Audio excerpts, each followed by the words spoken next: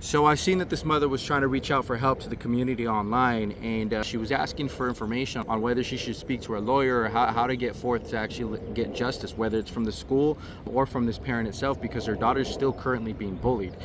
So this mother's concern is the fact that her daughter continues to get bullied after being assaulted, and not just on one occasion. Allegedly, her daughter was assaulted while she was washing her hands at a fountain, and she was struck in the back of the head several times.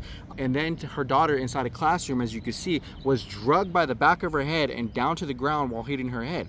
And then also assaulted outside of the school with the facilitation of this other girl's parent, literally just standing around trying to block other students from getting involved, allowing her student to deliberately pound on this little girl's head.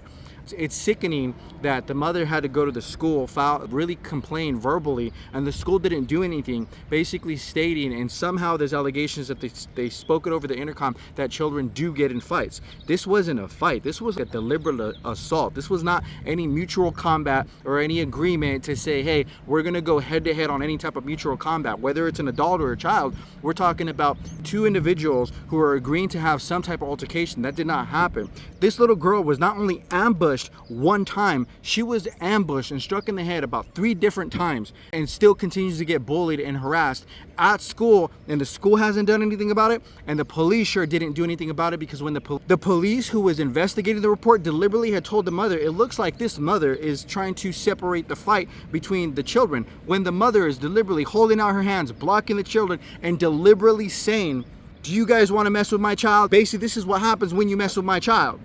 What kind of parenting is this? This is not only the failure and negligence of our school district, this is the failure and negligence of that individual police officer who's not following through to protect our citizens, protect our children. You're basically allowing this behavior, dehumanizing all of our students who have watched that, basically allowing them to think that any of that's okay. None of this is okay. If that was my child getting pulled in the back of the head or beat on from the back, the uproar that I would be stirring up, I'm basically stating right now, this isn't my child, but I feel it deeply within my heart if this was anybody else's child. And this is why I'm making this video, because it's obviously not getting the attention it deserves. Not from the police officer, and not from the school district or the school itself. You guys should be doing more to employ safety, and there should have been something that has been involved as a buffer, whether that's between the students or that's between the parents in itself, because this parent deliberately went to this person's house to basically harass them and threaten them even further because of the issues that transpired. They literally stalked these people to their home, not to have a deliberate conversation with them, not to say, hey,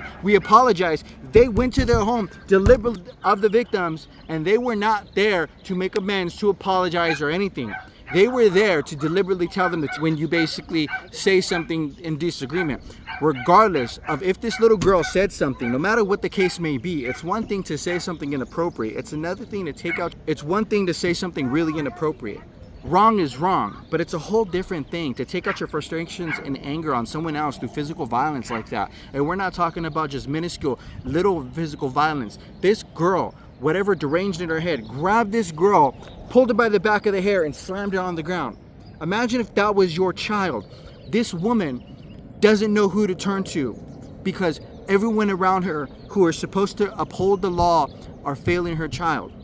We are supposed to instill new policy, instill new law. There should have been a new policy involved where when policy involved within that school where children get hit in the head as that girl was dragged to the ground, that there needs to be a letter written home just in case that little girl had any mental damage or any minor concussions or anything like that. All schools should be instilling this type of logic. Anytime a child gets hit in the head with enough severity and force, they should automatically be involved with the parents and sending a letter home. Why is this not being heavily publicized between the school to say, hey, there's something that's really wrong here where our children are having these issues, that they're basically acting out in a violent manner like this?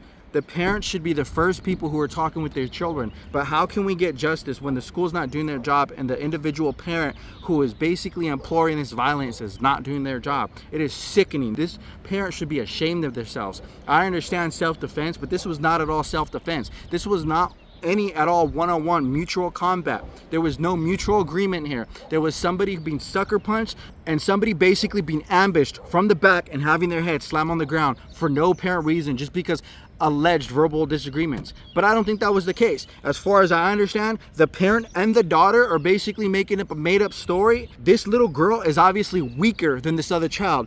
This mother is obviously not in the same defense or strength to this mother and does not have the same audacity to super self down to that level. This mother and this child have no way of defending themselves. The only way they can defend themselves is by filing a report, going to the school, and going to others like myself or the ASSJ Times that help share this. This is happening all around, and parents need to wake up and start disciplining their children, start talking to their children, start having honest conversations and moral conversations with their children. This is not how we express ourselves. When my child was having issues with the bully, I didn't tell him to go around beating up that bully, up until the extent that it got so bad that this bully was hitting my child. I said, look, at this point you do have a right to defend yourself, but that doesn't mean you have the right to go out there and attack this person either. That's not how we deal with things. I personally had to go to the parent myself and talk to them and help them understand, hey, your child is not only bullying my child, he's also acting out inappropriately, and that's my bigger reason to come to you, because I want you to know that you need to also keep your child safe and keep other children safe. These things are happening in school and nobody's doing nothing about it. Not the police, and not the schools, and not the school districts. At this point in time,